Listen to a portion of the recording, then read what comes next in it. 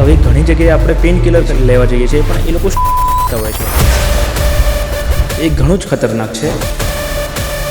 પણ liver kidneys જેવા organ માટે બી ઘણું ખતરનાક છે. તો હું ઘણીવાર કિડનીઝના રિપોર્ટ્સ કરાવું તો કિડની પર થયેલો હોય છે. એવું નથી કે ખાલી જીમ 10,000 સ્ટેપ ચાલવાથી જ બધું સારું થઈ જવાનું. આપણે ટીયર 2 સિટીઝમાં ઘણી બધી વાર એ ઓબ્ઝર્વેશનમાં આવતું હોય કે ફેમિલીમાં કોઈને ઘૂંટણનો દુખાવો થાય, હા, એટલે આપણા જ ફેમિલીના કોઈ વડીલ એવું સજેસ્ટ કરે કે બીજા મેડિકલ સ્ટોરમાં જઈને પેઇન કિલર ગોળી લઈ આવો અને ખાઈ લો. તો એ આપણા શરીર માટે એઝ વેલ એઝ આપણા ઘૂંટણના ભવિષ્ય માટે બરોબર એ કેટલું ખતરનાક હોય છે. ઓપીડીમાં સૌથી વધારે અત્યારે કઈ ટાઈપના પેશન્ટ્સ? 100માંથી 30-40% પેશન્ટ્સ એક ઘસારાના પેશન્ટ્સ આવતા હોય છે. અત્યારે મતલબ કઈ એજ ગ્રુપમાં વધારે જોવા મળે છે? એ ઘણીવાર જ્યારે રોબોટની વાત કરીએ તો લોકોના મગજમાં એક તો એવું હોય કે રોબોટ સર્જરી કરવાનું હોય કે ડોક્ટર સર્જરી કરવાનું, તો ઓલરેડી એ લોકો ઓપરેશન થિયેટરથી તો પેશન્ટ ડરી જ રહ્યો છે અને એમાં બી જ્યારે એમને એવી ખબર પડે કે ભાઈ રોબોટ ઓપરેશન કરશે. કરેક્ટ. તો એની અંદર એકચ્યુઅલી રિયાલિટી શું? એમાં રિયાલિટી એવું છે કે રોબોટ ઇઝ. તમે અપડેટેડ રહેવા માટે શું કરો છો આ ફિલ્ડમાં? ડેલી ટુ ડેલી મીન્સ લિટરેચર્સ આવતા હોય, ન્યૂ રિસર્ચ આવતા હોય, ડેલી રીડિંગ કરતા હોય, તો એનાથી આપણે શું કે મીન્સ અપડેટ થઈ શકીએ. એ એવરીવન, વેલકમ ટુ મેડવિન. આપણે આપણા લક્ષ્ય સુધી પહોંચવું હોય તો આપણે સતત ચાલતા રહેવું પડે, દોડતા રહેવું પડે. પણ એ ચાલવા માટે, દોડવા માટે આપણે એક સૌથી અગત્યની વસ્તુ છે આપણા જોઈન્ટ્સ, એનું ધ્યાન પણ રાખવું પડે. અને આજે એ જ સાંધાના વાંધા ઉપર ડિસ્કશન કરવા માટે આજે આપણી પાસે છે ડૉક્ટર પૂર્વ પટેલ, કે જેમનું 15,000થી વધારે ઓર્થોપેડિક સર્જરીનો, 5,000થી વધારે જોઈન્ટ રિપ્લેસમેન્ટ સર્જરીનો અનુભવ છે, જેમનો 8 વર્ષ કરતાં વધારેનો બહોળો અનુભવ છે ઓર્થોપેડિક સર્જરીમાં, અને જેઓ અત્યારે ગુજરાતના સૌથી મોટા hospital group Ayush group of હોસ્પિટલ્સના મોરબી યુનિટમાં જોઈન્ટ રિપ્લેસમેન્ટ સર્જન તરીકે ફરજ બજાવી રહ્યા છે. સો doctor Purv Patel, welcome in મેડવિન. સો દરેક ડૉક્ટર્સને મારો સૌથી પહેલો સવાલ આ જ હોય છે કે પૂર્વ પટેલમાંથી ડૉક્ટર પૂર્વ પટેલ, આ જર્નીની શરૂઆત કેવી રીતે થઈ? કેવી રીતે, મતલબ પહેલેથી નક્કી જ હતું કે ડૉક્ટર બનવાનું? એકચ્યુઅલી અમારું ડોક્ટર્સ ફેમિલી વધારે થોડું બિલોંગ્સ કરતા હતા. અંકલ્સ ને બધા ડોક્ટર્સ હતા, ડર્મેટોલોજિસ્ટ હતા, એટલે પહેલેથી ફિક્સ હતું કે ડોક્ટર્સ તો બનવાનું છે. પણ શેના ડોક્ટર્સ બનવાનું છે એ કંઈ ફિક્સ હતું નહીં. પછી MBBSની જર્ની સ્ટાર્ટ થઈ, એમાં ઓર્થોપેડિક ડિપાર્ટમેન્ટ હતો, એમાં થોડી આપણી રુચિ વધારે હતી, અને ધીરે ધીરે પછી આપણે નીટની એક્ઝામ્સ આવી, એમાં સારો રેન્ક આવ્યો, અને ઓર્થોપેડિકમાં એડમિશન લઈને ફાઇનલી ઓર્થોપેડિક્સ બનીને આપણે આયુષમાં છેલ્લા 5 વર્ષથી જોડાયેલા છીએ. અચ્છા, તો આમ કિક મળે ખરા રોજ? હા, રોજ મીન્સ 3-4 ઓપરેશન કરો એટલે કિકમાં સારી એવી મળે. તો આમ આઈડલી જે પણ પેશન્ટ્સ આપણે મોરબીમાં અત્યારે આવતા હોય છે તમારી પાસે, રાઈટ, તો એવા કયા કયા પ્રોબ્લેમ્સ લઈને વધારે આવતા હોય? એકચ્યુઅલી કેવું છે મોરબીમાં કે મીન્સ મેક્ઝિમમ અત્યારનામાં knee pain, shoulder pain, hip પેઇનવાળા પેશન્ટ્સ મેક્ઝિમમ આવતા હોય છે. Along with the trauma patients તો સાથે સાથે હોય જ છે. હું મેક્ઝિમમલી જોતો હોઉં છું એ નીપ અને હિપ પેઇનના પેશન્ટ્સ મેક્ઝિમમ જોતો હોઉં છું. એમાં બી કેવું છે કે અત્યારે જે આપણે ઘસારો કહીએ, જે ઓસ્ટિયોઆર્થરાઇટિસ કહેવાય છે, ની અને હિપમાં જે અવાસ્ક્યુલર નેક્રોસિસ ઓફ ફ્યુમરોઇડ કહેવાય છે, AVN, એના લીધે જે ઘસારો થાય છે એ અત્યારે ઘણું જ પ્રમાણ વધી ગયું છે. અને એમાં બી કોવિડ પછી જે હિપમાં જે નેક ફ્યુમરનો અવાસ્ક્યુલર નેક્રોસિસ ઓફ હિપ થાય છે, એનું સ્ટીરોઇડના લીધે પ્રમાણ ઘણું જ આફ્ટર કોવિડ ઘણું વધી ગયું છે.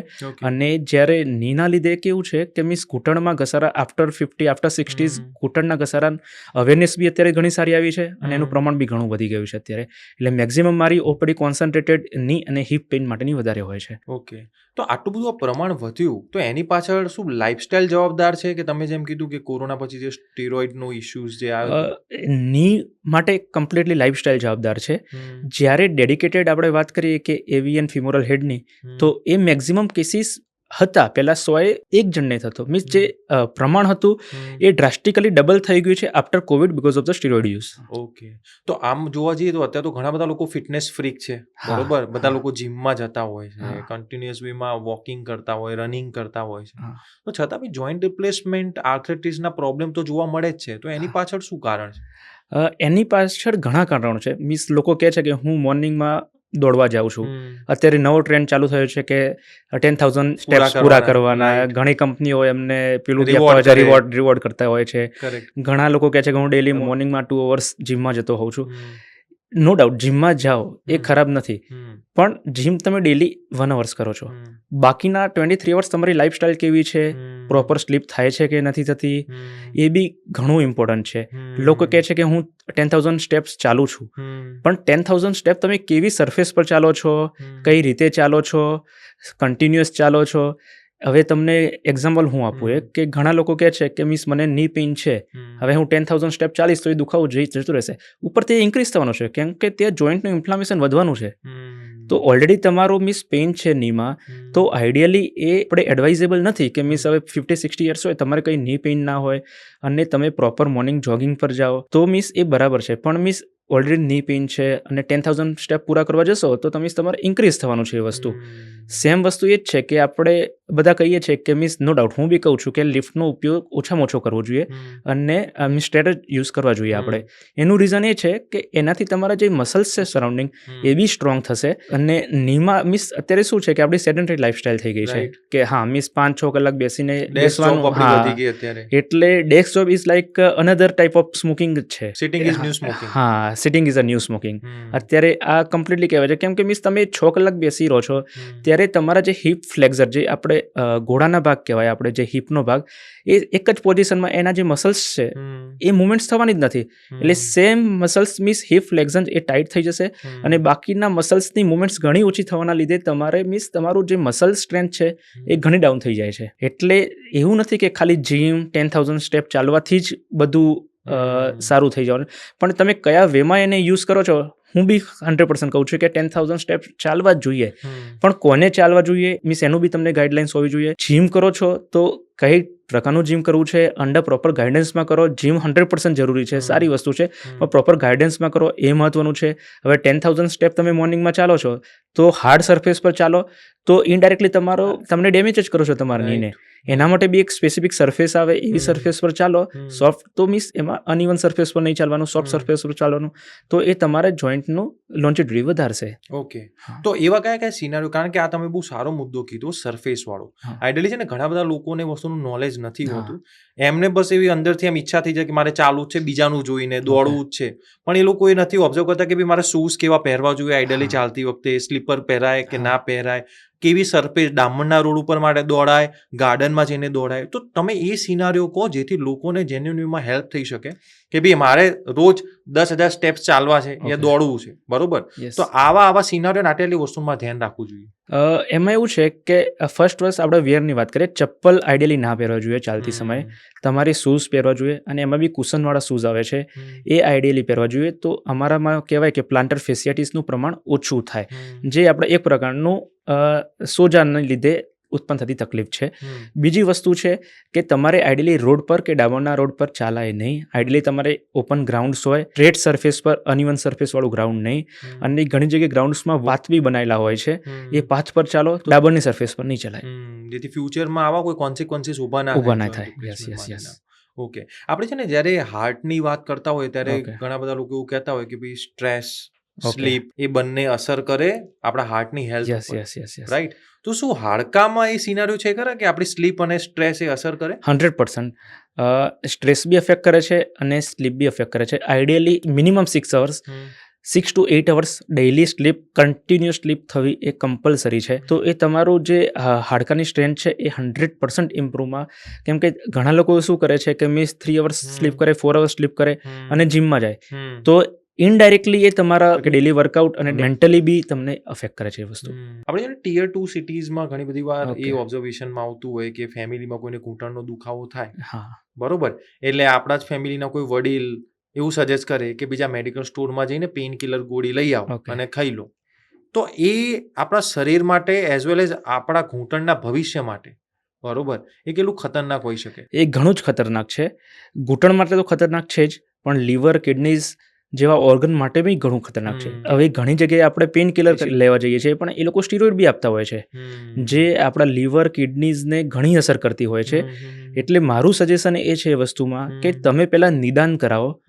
ડૉક્ટર જોડે જાઓ, શું નિદાન છે એ કરાવો અને પછી સારવાર લો તો એ વધારે ઇફેક્ટિવ છે as compare to the directly તમે જઈને કોઈ બી પેઇન કિલર લઈ આવ્યા. પણ તમને એવું લાગે છે કે કદાચ આ પેઇન કિલરની ટીયર 2 સિટીઝ ટીયર 2માં હજી એટલી અવેરનેસ જ નથી એમ કે ભાઈ આના કોન્સિક્વન્સીસ બીજા બધા શું હોઈ શકે? એ લોકો ટેમ્પરરી કદાચ પેઇનની સામે જે પેલું રિલીફ હોય એ જોતા હોય. આના ઘણા કન્સિક્વન્સીસ છે. લાઇક મીન્સ એક્ઝામ્પલ તમને હું જોઈન્ટની જ વાત કરું છું. તો એક્ઝામ્પલ સિંગલ જોઈન્ટમાં નીમાં દુખાવો છે, લોકો લઈ આવે છે કે મીન્સ દવાની દુકાને જઈને પેઇન કિલર લઈ આવે, પણ એ ઘણા લોકો અત્યારે મારા જોડે ઘણા પેશન્ટ્સ આવતા હોય છે 6 મહિના, 1 વર્ષ, 2 વર્ષ, 5 વર્ષ સુધી પેઇન કિલર લેતા હોય છે, પણ એમને એ ખ્યાલ નથી કે એની સાઈડ ઇફેક્ટ તમારા લીવર અને કિડનીઝમાં, હું ઘણીવાર કિડનીઝના રિપોર્ટ્સ કરાવું તો કિડની પર સોજો બી આવેલો હોય છે, અને ત્યાં સુધીમાં મીન્સ તમારો જોઈન્ટ્સ તો ડેમેજ થયેલો જ છે, કિડની બી ડેમેજ થાય છે, અને બીજી વસ્તુ એ છે કે એના લીધે બીજો સેકન્ડ જોઈન્ટ બી અફેક્ટ થાય છે અને સ્પાઇન બી અફેક્ટ થાય છે. કેમ કે એક પેઇનના લીધે તમારું જે ગેટ કહેવાય, મીન્સ ચાલવાની જે પદ્ધતિ કહેવાય, એ આખી પદ્ધતિ જ બદલાઈ જાય છે, અને એના લીધે ઇનડાયરેક્ટલી તમારા સ્પાઇનને અફેક્ટ કરે છે, અને તમારા સ્પાઇનનો જે પોસ્ચર છે એ ચેન્જ થાય છે, અને ઇનડાયરેક્ટલી સ્પાઇનમાં જે ડિસ્ક પ્રોલેપ્સના એવા સિમ્ટમ્સ, બેક પેઇનના એવા સ્ટાર્ટ થઈ જતા હોય છે. એટલે આઈડિયલી સમયસર મીન્સ તમારે ની પેઇન્સ થાય કે કોઈ બી ઇસ્યુઝ થાય તો પહેલાં નિદાન કરવું કે ડાયગ્નોસ શું છે, પછી એની સારવાર કરવી વધારે ઇમ્પોર્ટન્ટ છે, અને પ્રોપર વેમાં કરવી ઇમ્પોર્ટન્ટ છે.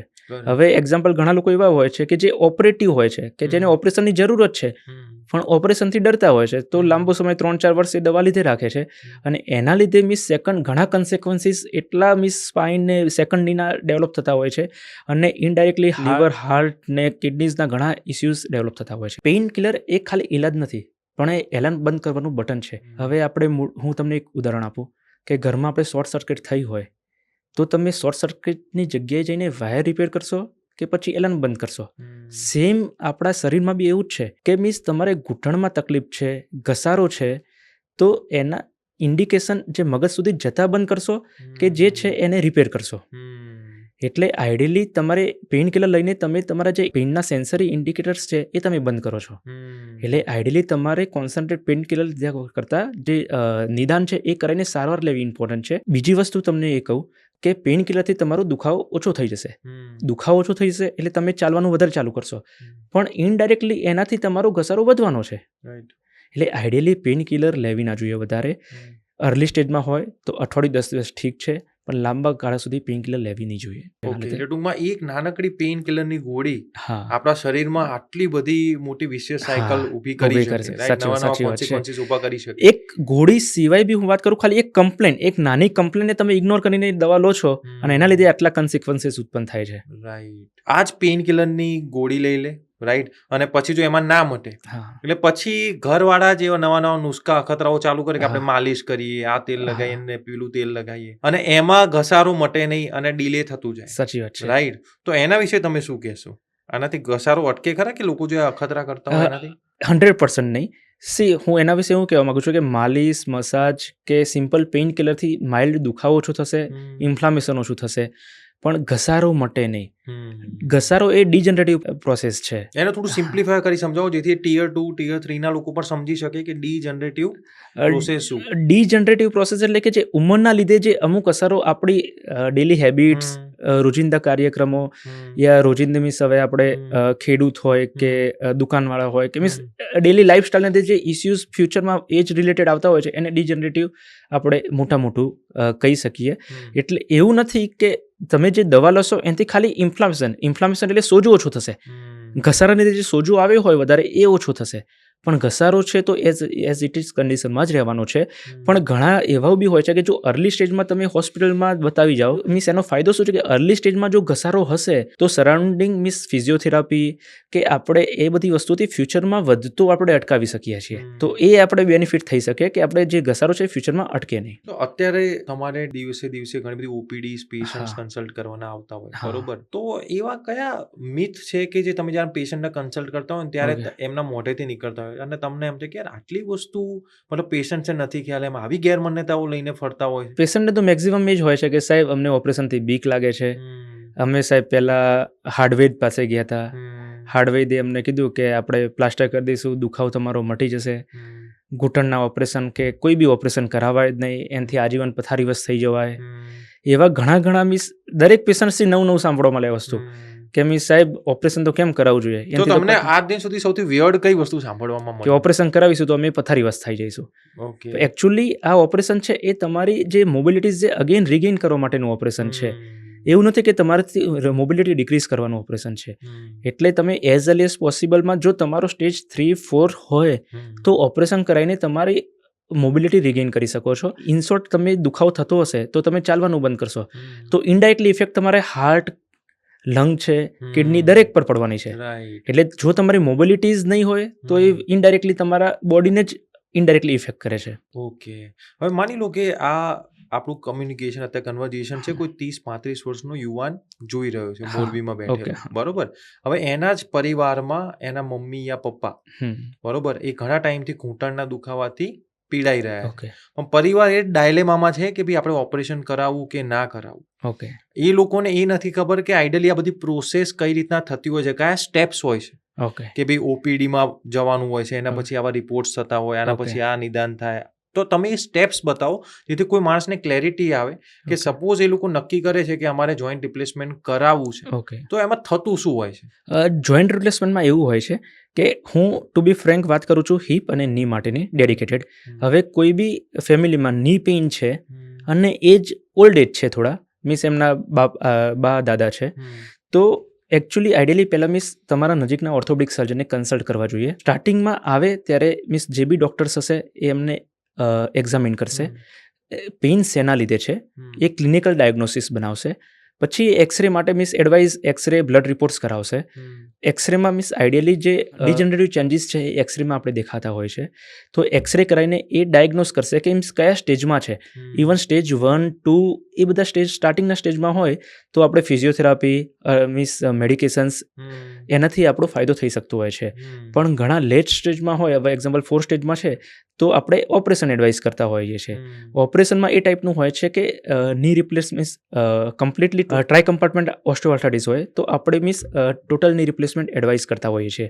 Even only middle compartment osteoarthritis હોય તો આપણે યુનિક કમ્પાર્ટમેન્ટલ ની આર્થરાઇટિસ મીન્સ અડધો સાંધો બદલવાનું ઓપરેશન કરતા હોઈએ છીએ. જ્યારે આખો જ સાંધો ઘસાઈ ગયો હોય તો આપણે આખો જ સાંધો બદલવાનું ઓપરેશન એડવાઇસ કરતા હોઈએ છીએ. પછી કેવી રીતે આગળ પ્રોસેસ થતી હોય? મતલબ માની લો કે પેશન્ટે નક્કી કરી લીધું કે અમારે ઓકે. સાંધો બદલાવો છે, ઓકે. બરોબર? તો પછી ઓપરેશન થિયેટરમાં શું કરવામાં આવતું હોય છે? એના પછીના પીરિયડમાં શું શું ધ્યાન રાખવાનું આવતું ઓકે. હોય છે? ઓપરેશન થિયેટરમાં પહેલાં મીન્સ ઓપરેશન પહેલાંની જે ફોર્માલિટીઝ હોય છે, બ્લડ રિપોર્ટ્સ કરવાના હોય છે કે એના મીન્સ ફિટનેસ ને બધું કમ્પ્લીટ થાય પછી ઓપરેશન થિયેટરમાં એમને ઓલ્ડ પાર્ટ છે એ આપણે કમ્પ્લીટલી રિમૂવ કરીને, અને આપણે અત્યારે રોબોટિક બી કરીએ છીએ, રોબોટિક આસિસ્ટન્ટ રિમૂવ કરીને એને આપણે કૃત્રિમ પાર્ટ જે કોબાલ્ટ ક્રોમિયમનું આવે, જે ગોલ્ડ બી આવે છે એ આપણે રિપ્લેસ કરીએ છીએ. અને ઓપરેશનના સેકન્ડ ડે આ ઓપરેશન મોટા મોટી ગણો તો 30 to 45 મિનિટ્સ જેવું ચાલતું હોય છે. હા, અને ઓપરેશનના સેકન્ડ ડેથી આપણે એમને વોકિંગ કરાવતા હોય છે. ફિઝિયોથેરાપી આઈડિયલી આ ઓપરેશનમાં 10 to 15 ડેઝ કસરત કરાવે ઓપરેશન પછી તો એના સરાઉન્ડિંગ મસલ સ્ટ્રેન્થ છે એ થોડી વધારે ઇમ્પ્રૂવ થાય અને રિકવરીમાં થોડો વધારે બેનિફિટ મળતો હોય છે. એટલે ઇવન મીન્સ ઘણા લોકોમાં આ બી ક્વેશ્ચન હોય છે કે સાહેબ ઓપરેશન પછી કેટલા દિવસ પછી ચાલવાનું થતું હોય છે, તો આપણે સિમ્પલ કહીએ છીએ કે ઓપરેશન પછી આજે ઓપરેશન કર્યું છે એક્ઝામ્પલ આજે મોર્નિંગમાં, તો આવતીકાલે મોર્નિંગમાં તમે ચાલતા થઈ જશો. અને જે ડેલી લાઈફ મીન્સ લાઈક ઘણા એ બી ક્વેશ્ચન થાય કે સાહેબ અમે ઘરનું કામ કરતા ક્યારે થઈશું, તો એ આઈડિયલી 15 થી 20 દિવસ પછી આપણે એડવાઇઝેબલ હોય છે.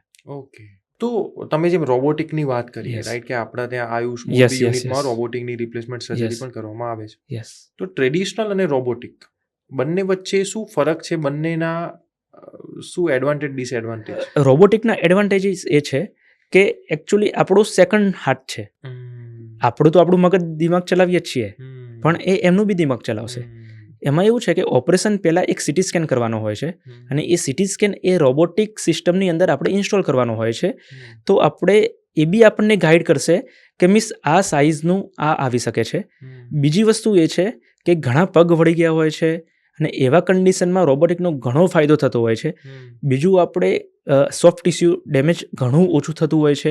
નો ડાઉટ ઘણા લોકોમાં એ કહેવાતું હોય છે કે મી સાહેબ ચીરો નાનો આવશે કે નહીં આવે. નો ડાઉટ ઇન્સિઝન સેમ આવતા હોય છે, હાથથી કરો કે રોબોટિકથી કરો ઇન્સિઝન સેમ આવતા હોય છે, પણ સોફ્ટ ટિશ્યુ હેન્ડલિંગ, ઓપરેશન પછી કસરત એ બધું થોડું ઓછું થઈ શકતું હોય છે રોબોટિક પદ્ધતિથી. Okay. અને જે પ્રિસિઝન છે એ રોબોટિકથી વધારે આવતું હોય છે. તમે છે ને સ્ટેજની વાત કરી કે Yes.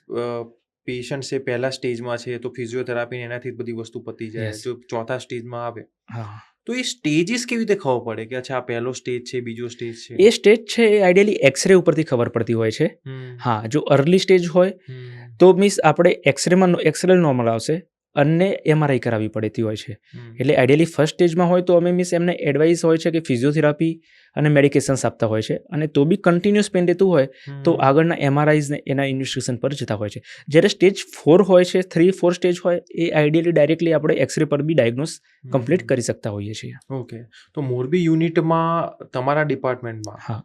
કોઈ એવો કેસ તમે સોલ્વ કર્યો હતો કે જેથી તમને આમ બહુ આમ અંદરથી સેટિસ્ફેક્શન મળ્યું, કોઈ એવા મોટી ઉંમરના? હા, ઘણા જ. હમણાં જ એક હતું, 75 યર્સના દાદા હતા, બ્રાહ્મણ હતા, અને દાદા આવીને એમ જ કહેતા કે સાહેબ હું છેલ્લા 15 વર્ષથી સીડી ચડ્યો નથી.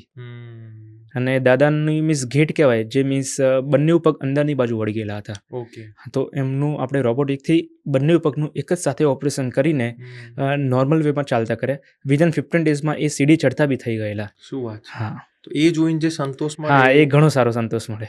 અત્યારે માર્કેટમાં ઘૂંટણના દુખાવા માટે આજે મોંઘા ઇન્જેક્શન PRP નું જે ક્રેઝ આવ્યો છે, રાઈટ? તો એ શું ખરેખર ઈલાજ છે કે પછી પેશન્ટને ડાયવર્ટ કરવાની ગેમ છે આખી? એમાં એવું છે કે નો ડાઉટ PRP છે, પછી મીન્સ લુબ્રિકન્ટના ઇન્જેક્શન બી આવતા હોય છે.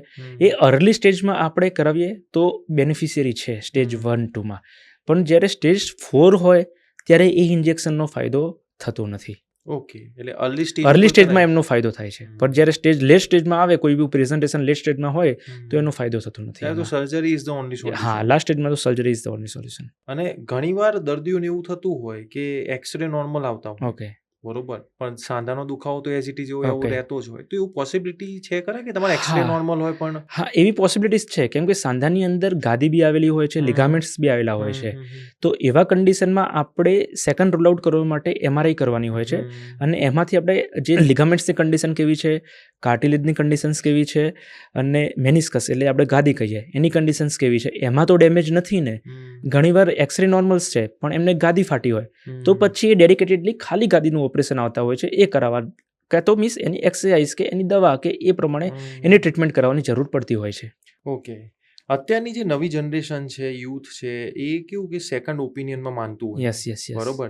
સપોઝ કોઈ પણ હોસ્પિટલ ડોક્ટર કંઈ પણ વસ્તુ સજેસ્ટ કરશે તો એ લોકો પ્રિફર કરતા હોય કે આપણે બીજી હોસ્પિટલમાં પણ જઈને ઓપિનિયન લઈએ. યસ. તો આવા સિનારીઓમાં કેવું થતું હોય કે એક હોસ્પિટલ ઘણીવાર સર્જરી સજેસ્ટ કરે ઓકે, અને બીજી હોસ્પિટલ સર્જરી કરવાની ના પાડે. ઓકે, તો એવા સિનારીઓમાં પેશન્ટ થાય કન્ફ્યુઝ. ઓકે. બરોબર. તો એવા સિનારીઓની અંદર કેવી રીતે પેશન્ટે ડિસિઝન લેવું જોઈએ? સિમ્પલ છે કે મીન્સ એમાં ડિસિઝન માટે હવે હું છું, મને ખબર છે કે એવા કન્ડિશન્સમાં આપણે પેશન્ટને જે ઓરિજિનલ લિટરેચર્સ છે, જે અમુક પેશન્ટ સારા થયેલા છે અને જે એકચ્યુઅલ કન્ડિશન્સ છે એમના જોઈન્ટ વિશે, એ સમજાવીને કાઉન્સિલ કરીએ, કેમ કે અલ્ટિમેટ ડિસિઝન તો પેશન્ટનું જ રહેવાનું છે, પણ આપણે જે પ્રોપર વેમાં કાઉન્સિલ કરીએ એ ઇમ્પોર્ટન્ટ છે કે તમારે કયા સ્ટેજનો ઘસારો છે અને કયા સ્ટેજમાં શું કરવું જોઈએ. જો ફર્સ્ટ સેકન્ડ સ્ટેજ હોય તો તમારે શું કરવું જોઈએ, અને થર્ડ ફોર્થ સ્ટેજ હોય તો તમારે શું કરવું જોઈએ. અને એમનો જો ફર્સ્ટ સેકન્ડ સ્ટેજ હોય તો અમારી મીન્સ બુક્સ અમે જે ભણ્યા છે, જે લિટરેચર કહે છે એ આ છે, અને એ એમનું પ્રૂફ સાથે આપણે એમને બતાવીને અને કાઉન્સિલ કરીએ તો એમને થોડું વધારે કોન્ફિડન્સ આવે અને એ રીતે એમને પ્રોસીડ કરી શકાય આગળ. કે આ ઘૂંટણની સર્જરીનું જ્યારે કોઈ ડિસિઝન લે, રાઈટ, ત્યારે પછી બહુ નેક્સ્ટ સ્ટેપ આવે કે ભાઈ ઇમ્પ્લાન્ટ સિલેક્શન. ઓકે. તો શું ઇમ્પ્લાન્ટ સિલેક્શન અને જે સાંધા જોડવાની જે પ્રોસેસ હતી, બરોબર, તો એમાં ખરેખર શું એ ઇમ્પ્લાન્ટનું સિલેક્શન રોલ પ્લે કરે ખરા તમારી surgery? Implant selection role play કરે, પણ એનાથી બી વધારે અલાઇનમેન્ટ વધારે રોલ પ્લે કરે છે. કે કોઈ બી તમે સાંધો નખાવી લો પણ એ પ્રોપર જગ્યાએ નહીં હોય તો તમને પેઇન રહી જ જવાનું છે. એટલે જે સાંધો બેસાડવાનો, એટલે જ રોબોટિકનું અગેન હું તમને કહું છું કે રોબોટિક એ જે અલાઇનમેન્ટ છે એમાં મેક્સિમમ તમને યુઝફુલ થશે, કે એ પ્રોપર અલાઇનમેન્ટ કરી આપશે તમને. તો અલાઇનમેન્ટ હશે તો તમારું મીન્સ 100% પેઇન ફ્રી થઈ જ જવાના છો. સાંધો તો ઇમ્પોર્ટન્ટ છે, પણ એનાથી વધારે ઇમ્પોર્ટન્ટ છે અલાઇનમેન્ટ. અધરવાઇઝ કોઈ બી સાંધો નખાવી લીધો, કોઈ બી સારી કંપનીનો નખાવો, પણ મીન્સ એનું અલાઇનમેન્ટ નહીં હોય તો એ 100% ઓપરેશન ફેલ જ જવાનું છે ફ્યુચરમાં. ઓકે, સો એ અલાઇનમેન્ટ માટે આપણને આ robotic joint replacement surgery main robotic એના માટે જ છે કે એ પ્રોપર તમને અલાઇનમેન્ટ કરી આપશે. પણ છતાં બી મતલબ ઘણીવાર જ્યારે રોબોટની વાત કરીએ તો લોકોના મગજમાં એક તો એવું હોય કે રોબોટ સર્જરી કરવાનું છે કે ડોક્ટર સર્જરી કરવાની, બરોબર, અને એમાં બી તો ઓલરેડી એ લોકો ઓપરેશન થિયેટરથી તો પેશન્ટ ડરી જ રહ્યું છે, અને એમાં બી જ્યારે એમને એવી ખબર પડે કે ભાઈ રોબોટ ઓપરેશન કરશે. કરેક્ટ. તો એની અંદર એકચ્યુઅલી રિયાલિટી શું છે? એમાં રિયાલિટી એવું છે કે robot is second assistant of doctors. એ ડોક્ટરનો આસિસ્ટન્ટ જ છે. ઇન્સિઝન ડોક્ટર લે છે, બધું ડોક્ટર જ કરે છે, સેટિંગ બધું ડોક્ટર્સ કરે છે. પણ જે કટ આવે છે, જે હાડકાં કાપવાનું આવે છે, એ જ ખાલી રોબોટ કરે છે. એ બી ડોક્ટર આસિસ્ટન્ટ, ડોક્ટર જ એમાં સેટિંગ કરે છે કે આટલું હાડકું કટ કરવાનું છે. એટલે મોટા મોટી ગણીએ તો એ ડોક્ટરનો સેકન્ડ હેન્ડ છે, કે જે એને પ્રિસિઝન હેલ્પિંગ હેન્ડ છે. હા, પ્રિસિઝન લાવવામાં તમને એક્સ્ટ્રા સપોર્ટ કરે છે. બાકી ઓપરેશન તો ડોક્ટર જ કરે છે. તો આઈડિયલી આમ તમારું ડે ટુ ડે રૂટીન કેવું હોય ઓપીડીનું? અમારું મોટા મોટી ડે ટુ ડે જોઈએ તો મોર્નિંગ અવર્સમાં ઓટી હોય છે, મેક્સિમમ 6 to 10માં. 10 to 1માં ઓપીડીઝ જોતા હોય છે. આફ્ટરનૂન અગેન ઓટીઝ હોય છે બધા, અને ઇવનિંગના ઓપીડીઝના મેનેજમેન્ટનો પ્લાન ચાલતો હોય છે. ઓપીડીમાં સૌથી વધારે અત્યારે કઈ ટાઈપના પેશન્ટ્સ અત્યારે મેક્સિમમ ડિજનરેટિવ ની પેઇન, જે ઘસારો કહેવાય ઘૂંટણના, એવા મેક્સિમમ 100માંથી 30 થી 40% પેશન્ટ્સ એ ઘસારાના પેશન્ટ્સ આવતા હોય છે અત્યારે. મતલબ કઈ એજ ગ્રુપમાં વધારે જોવા મળે છે? એ 60 વર્ષથી વધારે એજ ગ્રુપમાં વધારે જોવા મળે છે. અને શું એવું મતલબ દરેક માણસને નક્કી જ હોય કે એને ની રિપ્લેસમેન્ટ કરાવવાનું આવશે જ? ના, એવું નક્કી જ નથી હોતું. જો તમે પહેલેથી જ તમે તમારા સાંધાની કાળજી લો, લાઈક મીન્સ આપણે ફિઝિયોથેરાપી, પ્રોપર વેમાં ફિઝિયોથેરાપી, વોકિંગ, જોગિંગ ને બધું, ડાયટ તમારું પ્રોપર હોય, સ્લીપ પ્રોપર હોય, તમારી ફિઝિયોથેરાપી ને બધું મીન્સ પ્રોપર હોય, તો તમારે કમ્પલસરી નથી કે તમારે મીન્સ એ આવશે જ ની રિપ્લેસમેન્ટ. તમે અપડેટેડ રહેવા માટે શું કરો છો આ ફિલ્ડમાં? અમે અપડેટેડ રહેવા માટે એવરી 3-4 મંથ્સલી મીન્સ કોન્ફરન્સ, અમારું મીન્સ મિટિંગ્સ કહેવાય છે, ગેધરિંગ ને બધું એ અટેન્ડ કરતા હોઈએ છીએ. Every weekly means zoom meetings ને બધું, ઓનલાઈન ક્લાસીસ ને બધું હોય એ અમે જોતા હોઈએ છીએ. ડેલી ટુ ડેલી મીન્સ લિટરેચર્સ આવતા હોય, ન્યૂ રિસર્ચ આવતા હોય, ડેલી રીડિંગ કરતા હોય, તો એનાથી આપણે શું કે મીન્સ અપડેટેડ રહી શકાય. So thank you doctor Purv Patel for joining us in Medwin and guiding patients કે કેવી રીતના એ લોકો એમના સાંધાનું ધ્યાન રાખી શકે, અને કઈ કઈ એવી અર્લી સાઇન્સ છે જો અગર એ રાઇટ ટાઈમ ઉપર એ ઓળખીને એ જો ડૉક્ટર્સ પાસે પહોંચી જાય તો એમને પણ ભવિષ્યમાં જોઈન્ટ રિપ્લેસમેન્ટથી બચવાના ચાન્સીસ વધારે રહે. So thank you so much for giving your valuable time. Thank you Hardikbhai.